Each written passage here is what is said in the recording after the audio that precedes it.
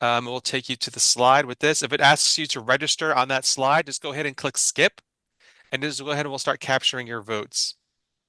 So again, the question is, how confident are you that someone can step into your role within the next 30 days? Let me see as my responses as they're coming. Look at that. Ooh.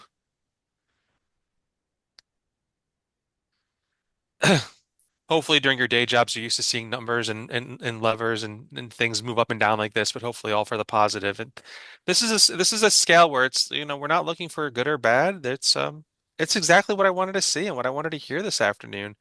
Or morning. I apologize to those in the West Coast. But again, this is the curious question that we want to ask is that so often in our organizations, when somebody either gets promoted, who's that next person up? Somebody leaves the organization, or even like to say, what if somebody wins the lottery and they're giving their 2 minute notice, not their 2 week notice, and they're leaving the organization. How are we prepared to have somebody step into a role to help support the organization now that somebody's gone? So I'm going to go ahead and just stop our responses for now. So thanks everybody for voting. And looking at where we are, we are the majority. So if we look at this, are right there in the middle. So that's about a third of our population on the call today. So that they think somebody can step in and do their job. No way. So a quarter of you, almost a quarter of you, say, yeah, no way. Nobody's able to just come in and step in a job. So we look at the bottom. We're very heavy on the bottom of this the Likert scale that we have here, which is curious, but also great because that means you're in the right place today to have listen to a great conversation between Abby, Dana, and myself around these topics: succession planning and bench strength. Thank you so much, Adam. As we go through this, we've got a few questions that we're going to go through, and I think Adam's kind of led us right in the right direction there. But the first one for the team is to ask, why are we talking about this idea of bench strength and succession planning? Why is it important? I'll start with Dana. Dana, you Oh, want to yeah, I jump was in going there? to say, obviously we didn't rehearse this, right? We want it to be organic. So, you know, I, I've been here at Hershey Med for 23 years, and I think about how I became a leader and how I was, tapped on the shoulder, sort of a little bit by happenstance, perhaps. Maybe the stars aligned, and so as I've been here for a while and worked with some great leaders, with Abby and Adam, I've been more thoughtful about sort of how do we develop that next generation of leaders, and certainly the AARC, we've been having this conversation, and so I want to be able to, perhaps I get called up to the big leagues if you want to keep the baseball theme. Perhaps I don't. Perhaps I retire. But I want to be able to hand the reins over to someone, right? And it's not just me, but also those folks that report to me. How can I, tap into the talented individuals that can help fill the manager positions as well? So that's sort of what I'm viewing this as. I don't know, Abby, what are your thoughts? Yeah, I think when you think about in succession planning and the importance of it, it's really an act of developing yourself as a leader as well as the next person. Especially when you're a newer leader, it can be very intimidating to think about preparing somebody else who can do your job or take your job because that can make you feel like maybe you're not needed. And really, when you get into doing succession planning and you grow and develop team members, then you realize how much value it sheds on you as a leader that you have the ability to prepare the next person. And it also takes some of the stress off of yourself because then you get the liberty to be able to have somebody step in when you have important family obligations or work obligations, that you have someone who can take care of things while you're not there and keep things running just as smoothly as if you were there. And that's really the goal of developing any staff under you, whether it's succession planning or otherwise, that they can step in and do any of those things when you're not there, just as if you were there. And then, like Dana, you said, hopefully, you're looking to advance your own career in the future. And that's much easier to happen from the perspective of the executives above you or the leaders above you, that you might be looked at for another position because there is somebody who can step in right after you, and that transition would be very seamless. Some of us have the initial reaction that things almost need us to run, and they think that will help their career, when in fact, if you're actually creating the next plan for you, that might help grow and advance your career even more.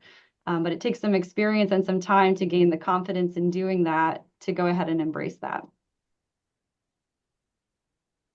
And I think from my perspective, obviously I love this topic because I'm going to date myself here. So I remember like back in the early 80s, there was a television show called The Greatest American Hero. And you could look it up on YouTube and Google it, whatever you need to do.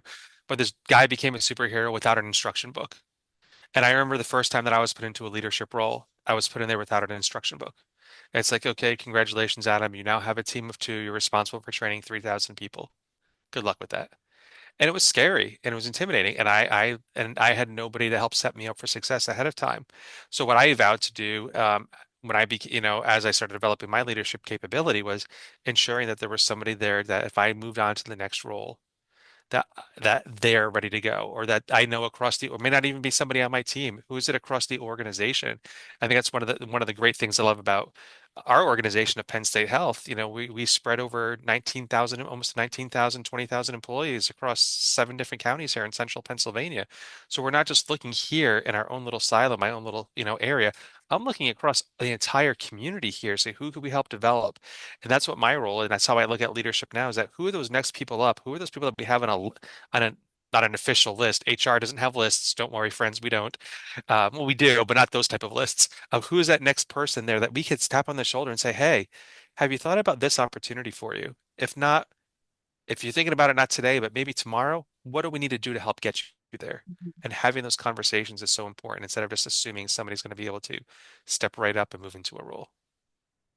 Absolutely. I think Adams alluded to some of our next question, but how did you move into your first leadership role? I'd ask all of our panel here. Start, if that would be helpful. Sure. So I think being a nurse by background, some of those first leadership roles are very informal. It might be we all have, teaching others, precepting others. Maybe we're in charge of a department for a night or shift. And for me, those things kind of started accidentally and not very planned. I remember coming in one night and being told I was going to orient to charge.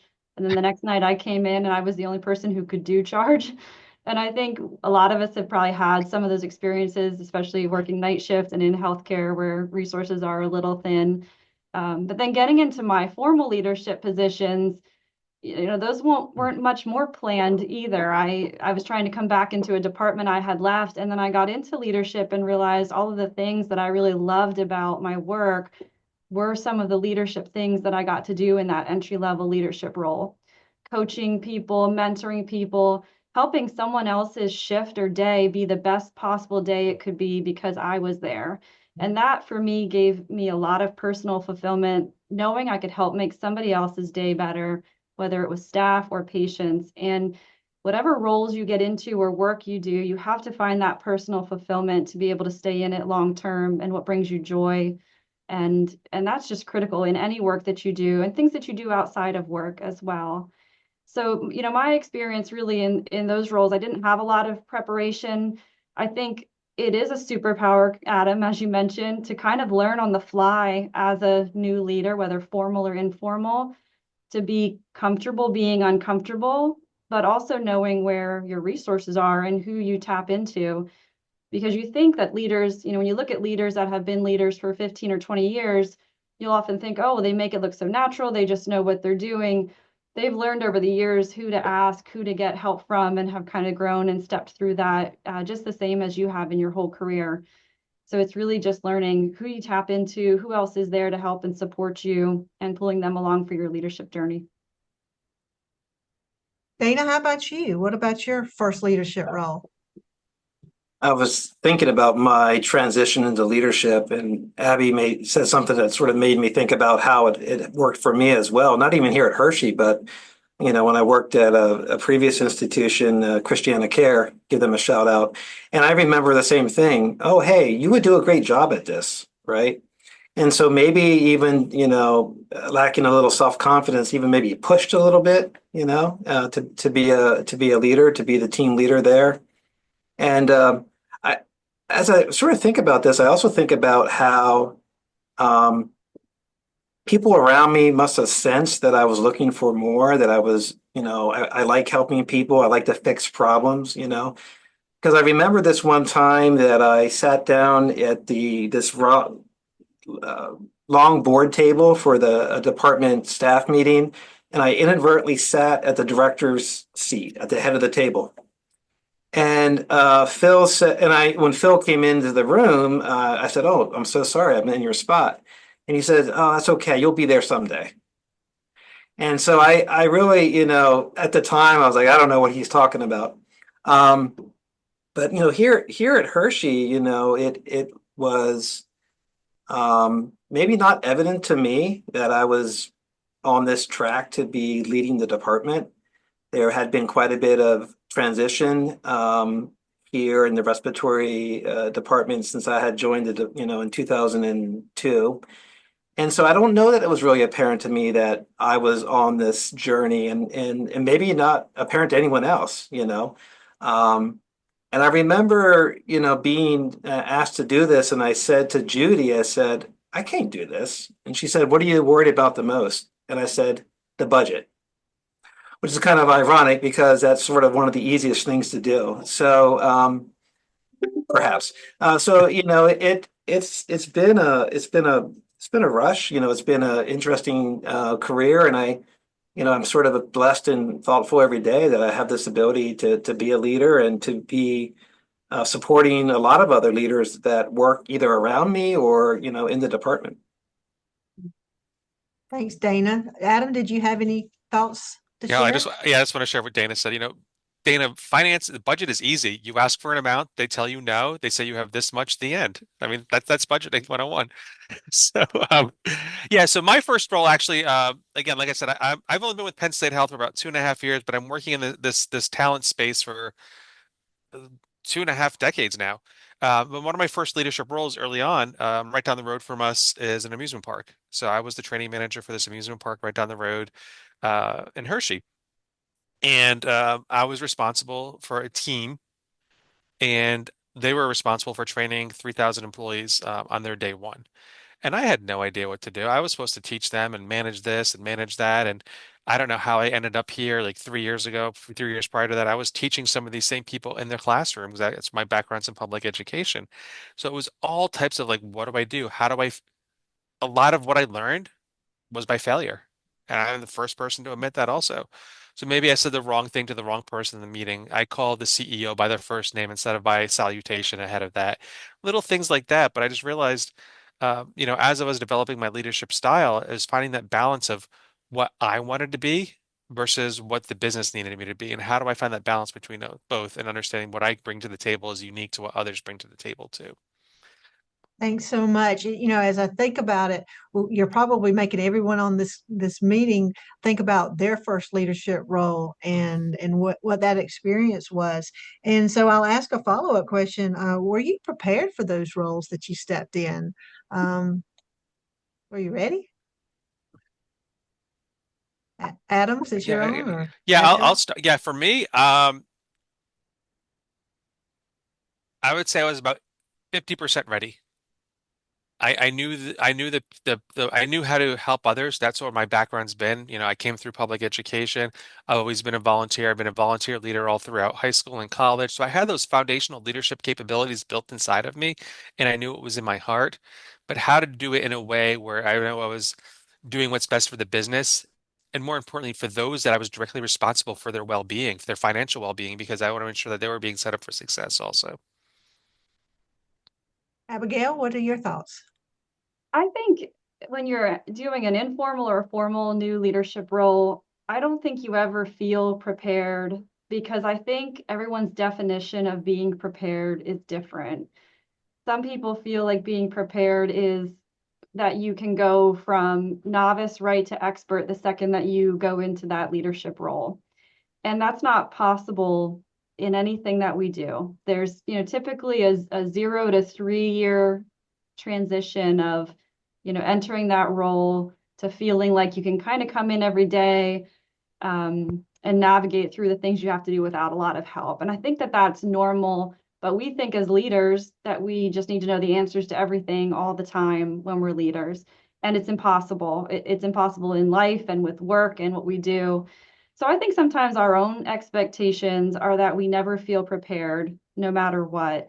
And I think that's okay because that's the thing in your brain that tells you to know what you don't know. And knowing what you don't know, especially in healthcare for clinicians in any role in healthcare, is a superpower because that's what keeps patients safe. That's what keeps us safe. That's what keeps us asking questions and looking for more answers and more information and reaching out to others. So I really think that that's such a hard question because I work with so many new leaders who just say, I just wasn't prepared for this job. I didn't have enough orientation time, or I didn't get all of the information. And when you think of all the things you learn in a leadership role, or even in a clinical role or a first-time job, that takes a lot of time. And any amount of orientation doesn't provide you with all of that information. And leaders also need to learn the skill of being comfortable being uncomfortable. And that in and of itself helps us learn and grow and helps us function in situations where our teams feel chaos and feel discomfort and helps us be the calm, knowing that it's okay to have difficult things going on that none of us are comfortable with, but I'm going to get us through it because I have been through this before. So I think while we never feel prepared, I think it's normal, and I actually think it's a really good thing.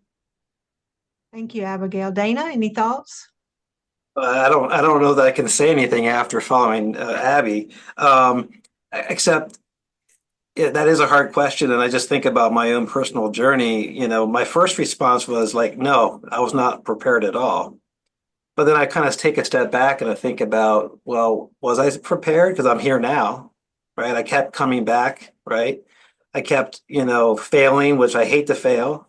But I kept showing up and there's a lot of things I didn't know. You just you didn't know. You don't know what you don't know.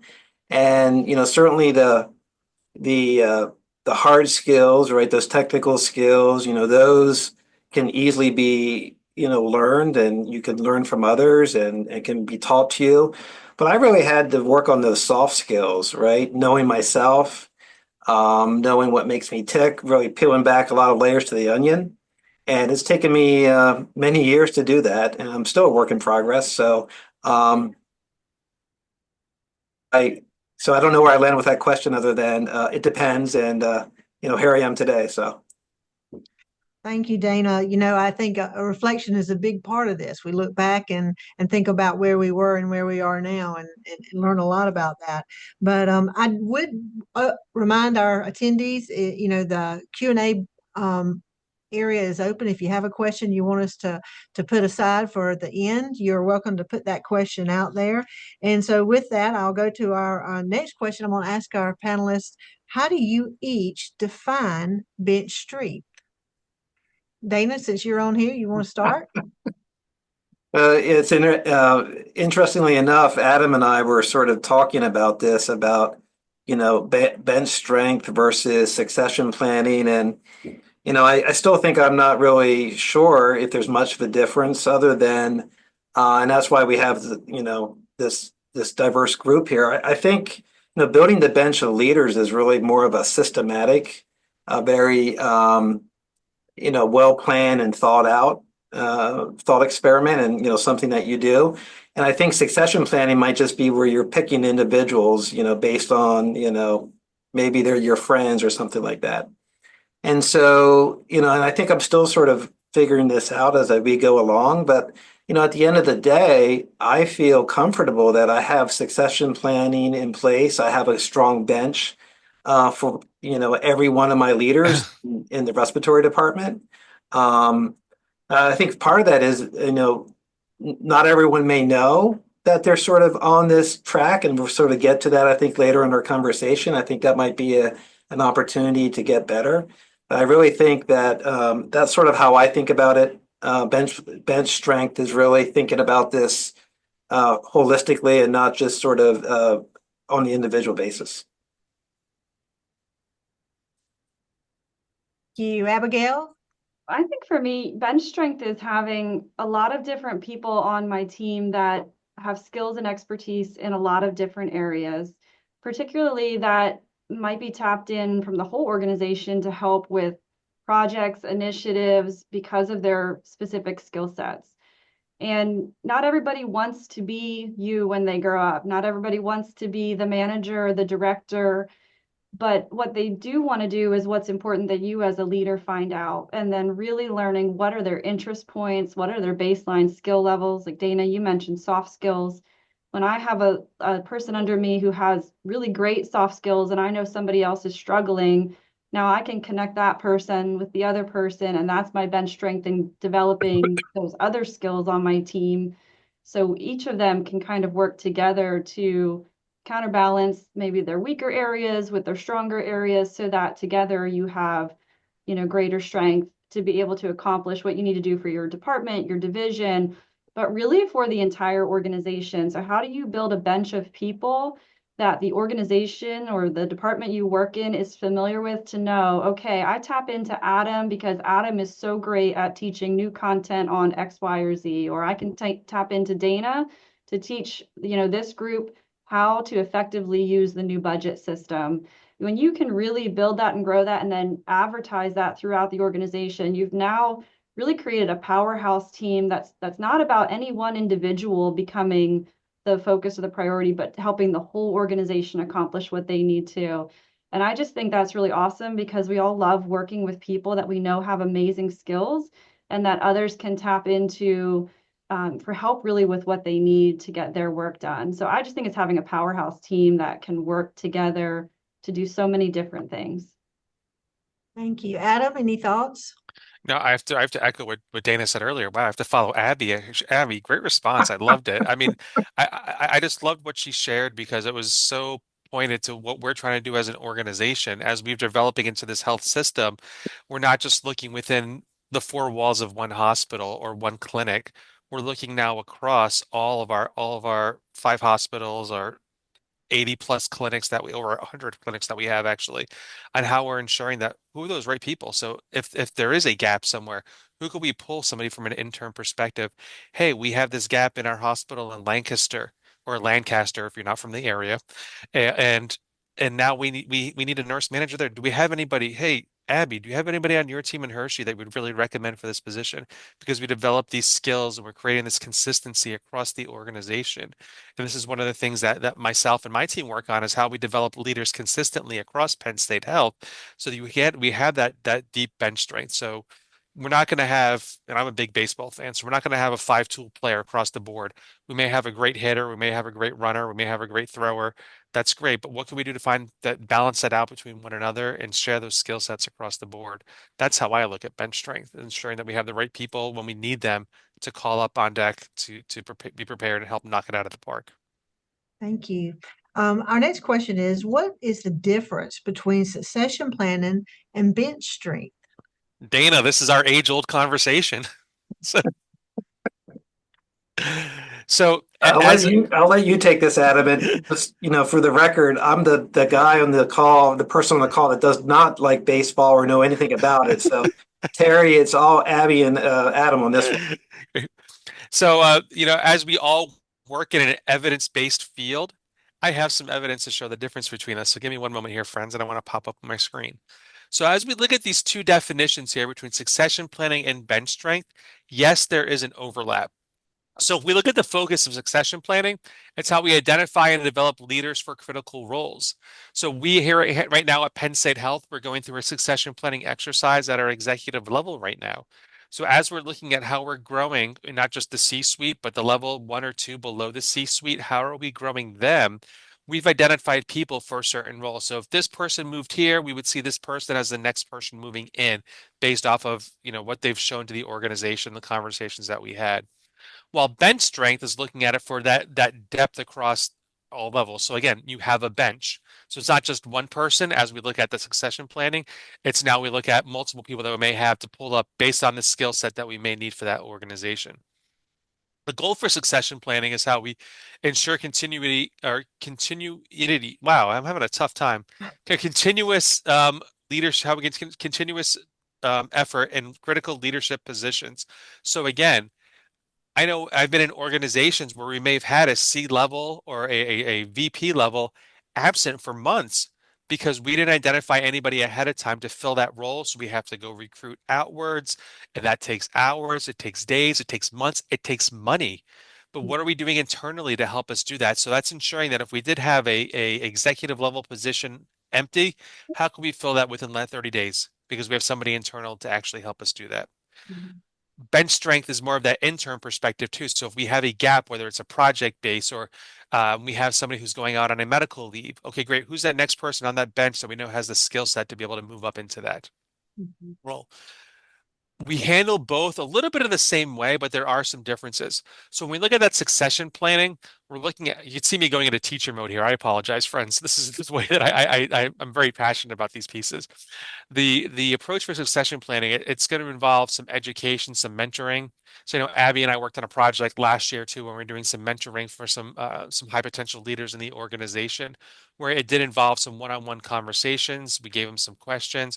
We gave them some education also to identify some gaps and opportunities, and what we could do to help fill those gaps. The bench strength is that consistent assessment and development of leadership capabilities. So what are we doing to continually develop? And I think Abby spoke so well about this earlier too. So not only when she was moving into her first leadership role, she was developing these skills, by picking up new things, asking questions, working with others. But now as leaders, what are we doing the same thing? So are we looking at those that we're supporting, having continuous conversations, and not just once a year when it's performance review time, but throughout the entire year, understanding where your gaps, where your needs, what can I do to help fill that? Where do you need to get better in your game? And that's how I look at the difference between succession planning and bench strength. But ultimately, the two of them together, they all have the same common focus. They're preparing the organization for future leadership needs. We're identifying internal talent and reducing turnover. So why do people leave organizations? Yes, there's a whole myriad of reasons, but maybe they're ready for that next level and they feel like they can't get it here. But how are we doing? What are we doing to identify the people to keep them here? We're ultimately looking at what's best for the organization for today, tomorrow, and beyond by ensuring that we're developing our staff, identifying those, recognizing those that want to move on. Not saying everybody wants to be part of a succession plan or a bench strength. People could be happy where they are, which is great. But what can we do to ensure that we are preparing ourselves and our peers and our those that report to us to help support the organization grow forward? Thank you. Abigail and Dana, do y'all have any additional thoughts on that? Just add a little bit for succession planning. I mentioned earlier, sometimes it's hard to think about succession planning for yourself because you have to be vulnerable enough to be okay with the thought of being replaced. But another reason why some people don't often want to talk about succession planning is you don't want to create divides in your team wherein one person rises to the top over someone else, because that can be really damaging to a team. So I would say one way to think about succession planning, because as Adam identified, you're really thinking about replacing that critical role, is to have career pathway conversations, career development conversations with the people who work under you. Find out, what are you interested in doing next? Where do your passions lie? What would be most exciting for you for the next step of your career? And through doing that, then help somebody really with developing the goals, the skills, and the experiences that they need to take them to the path that they want. Because you can't put someone in your path who doesn't want to go in your path.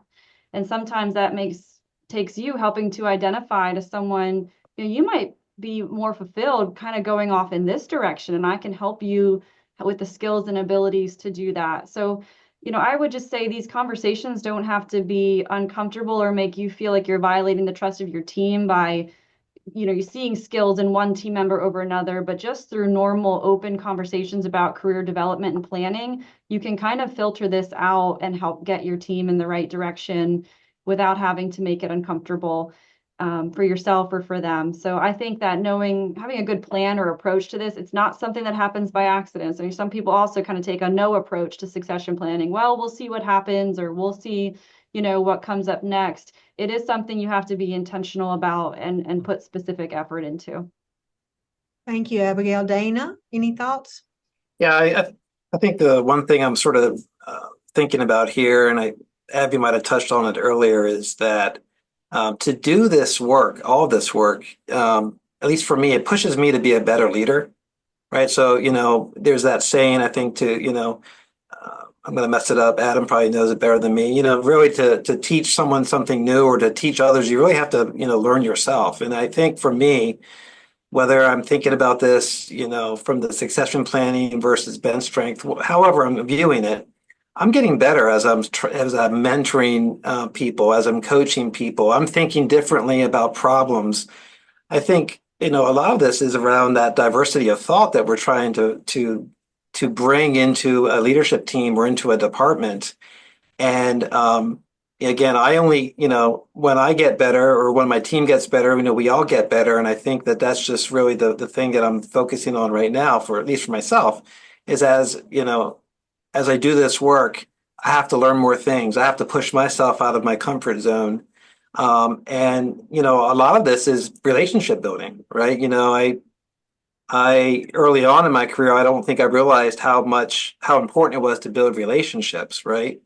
Um, I know we have the leadership book club, and we talked through one of the books with John Maxwell about climbing your own ladder versus helping hold the ladder for other people. And so I really think that that's sort of a leader shift for me, if you would, and how I view myself and how I view those that are in the department. So. Thanks, Dana. As we come up here, I guess we're about at the sixth inning, so to speak. I think we might have another poll coming up. We do. Actually, before we get to that, Terry, I just want to Mhm. just elaborate on what Abby said earlier too, as she was defining the differences between succession planning and bench strength. This just doesn't happen in your silo. Talk to your peers also. So if you're developing a team, you may not have somebody that you identify, and they may have two people. So what can you do to cross-pollinate across one another too? So it doesn't have to just be in your own respective silo. And I'm looking down at those that have reports to me, but look left and look right also. There may be people there.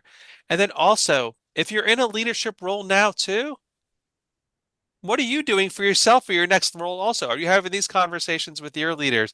So don't think about oh, what am I doing to prepare myself? Think about where you want to go also too. If you want to move to that next level, have those conversations too with your leaders. But you were right, Terry. It is time for another poll. So friends, moving into our next polling question. Again, same thing. You have a QR code at the top of your screen. If it asks you to register, go ahead and click skip. Have you had a conversation with your leader about succession planning or bench strength? So we see some responses coming in right now.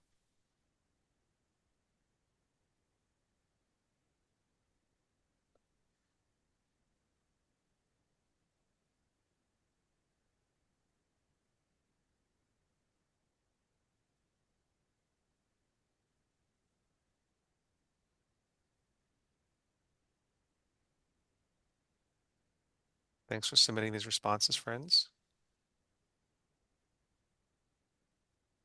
So it looks like a trombone. Someone playing a trombone. Every time I'm watching this, it's like, as they're coming in and out. So, looking at our numbers right now, I would say roughly two-thirds of you have had conversations with your leaders around succession planning or bench strength, or you as a leader are looking at your organization regarding succession planning and bench strength. And that's amazing. If you think about where we started the question, and where are you ready for somebody to step in your role that we had at the start of the conversation, where the majority were below the top level. So we had people that were maybe or not prepared at all. It was our majority. So it's really great to see that you're having these conversations either with your leader or you're having those conversations with those that you're supporting. So kudos to all of you for these conversations and doing and thinking about the future of your organization and your team. That's great. One of the next questions is really kind of looking at it from the other way around. What are some gaps if you don't develop your bid? What are your thoughts there, Abby? I think for me, being in the healthcare field, I always worry about quality and safety if you don't develop your bench strength, because at some point, those skills are really also what supports standard work happening like it needs to, the team working towards the same goals and keeping projects on point. And quality and patient safety are always top for me. We're all here doing the work we do for that purpose. So I think that's a big gap that can happen. Another I would say is leader burnout, because everything becomes so reliant on you yourself if you don't have a whole team to support you. I think during COVID, one of the things that I really struggled with was feeling like I had to protect my team because they were under so much stress and taking things on just myself. And I think I did really well at that for about 2 or 3 years. And then I kind of hit a place where I realized I had maxed myself out. So it's taken the next 2 or 3 years for me to start pulling people back into projects and developing them again, because I had spent so much time just trying to protect people so they felt like there was some calm in the chaos. So being flexible throughout your leadership career is really important, because different circumstances sometimes call for different leadership styles. And that was a really tough lesson that I learned. And it was really challenging for me, personally,